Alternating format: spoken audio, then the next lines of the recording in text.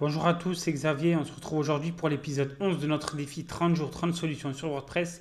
Hier, on a appris à faire les boîtes de service. Aujourd'hui, je vais vous montrer comment intégrer des boutons sur Elementor, les modifier. Alors, ça va être un tuto très rapide pour être honnête, mais juste avant de passer à mon écran, pensez à vous abonner, activer la cloche pour ne pas rater les vidéos suivantes et cela m'aide beaucoup. Donc, on se retrouve sur notre tableau de bord dans la section page, toutes les pages. Donc, comme d'habitude, je vais prendre la page dépannage. Donc, on clique bien sur modifier avec Elementor. Hop. Donc, ça met un peu de temps à charger.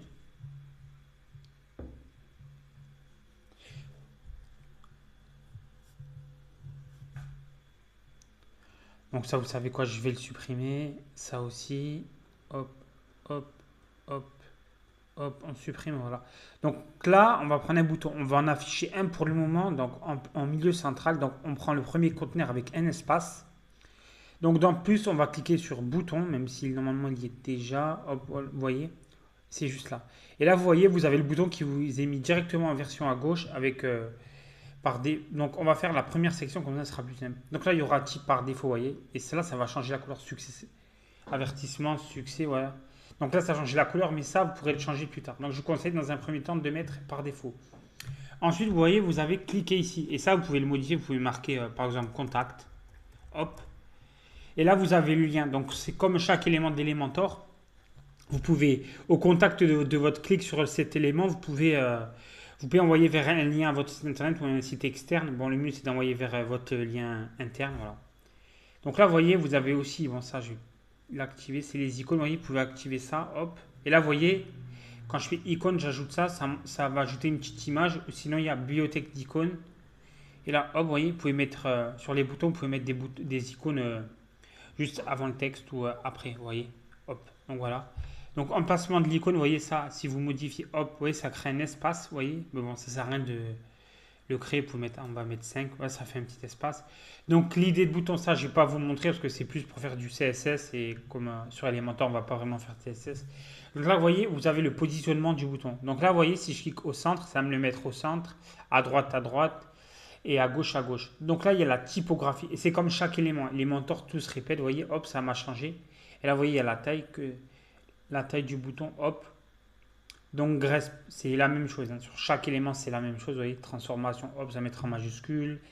Style normal, décoration surlignée, soulignée, mais bon, ça, c'est pas très important. Donc là, vous voyez, vous avez ça, hop. Là, vous pouvez l'interlignage, l'interlettrage. Donc voilà, bon, c'est pas vraiment. Voilà. Vous avez ça, hop, bouton, voilà. Et aussi, donc, vous avez couleur du texte que vous pouvez modifier, vous voyez. Donc là, moi, je vais le mettre en bleu pour le tuto. Hop. Ah, hop, voilà. Et là, vous avez le type d'arrière-plan. Donc, vous pouvez mettre en classique. Si vous cliquez en classique, voilà, vous avez la couleur que vous pouvez changer.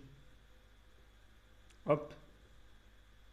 Je vais mettre en vert pour le tuto. Voilà, ça c'est bon. Je reclique dessus, voilà. Et sinon, vous avez type d'arrière-plan et vous avez un dégradé. Là, il faut faire un petit dégradé. Bon, il faut vraiment avoir des bonnes notions de design et tout, des choses que bon, j'ai pas vraiment et que je fais vraiment jamais sur le site internet. À moins qu'un graphiste me donne une maquette, mais bon, ça, j'ai pas voulu. Vous voyez, vous changez l'image. Là, vous pouvez changer la couleur du texte. Et là, vous voyez le vert, vous voyez, vous pouvez le changer. Vous pouvez le mettre en bleu, par exemple. Ouais. Et en seconde couleur, vous voyez, on va mettre en rouge. Et là, hop, ça va changer, vous voyez. Hop. Donc voilà, donc ça, c'est des choses qui sont pas très faites. Il y a angle, vous voyez, et angle. Vous pouvez, si vous voyez bien sur la vidéo, vous pouvez changer l'ordre de, comment on appelle ça, de, de dégradation. J'ai oublié le terme, je suis désolé, je suis en vidéo, je suis un peu stressé. Donc là, ombre de la boîte, c'est voilà, c'est les ombres, hein, vous voyez, ça va mettre des ombres. Bon, après, il faut bien voir ce que vous voulez faire, vous voyez, hop. Et là, vous voyez, hop. Bon, là, comment j'ai fait moi, c'est pas beau, hein, mais c'est juste pour vous montrer que c'est possible. Et après, rayon de la bordure, regardez, hop. Là, vous voyez, vous pouvez l'arrondir le bouton. Donc, je vais aller jusqu'à 100 dans un premier temps. Hop, vous voyez, ça met 100, voilà. Donc, moi, je vous conseille, bon, ça dépend de votre vidéo, bon, 100 comme ça fait bouton.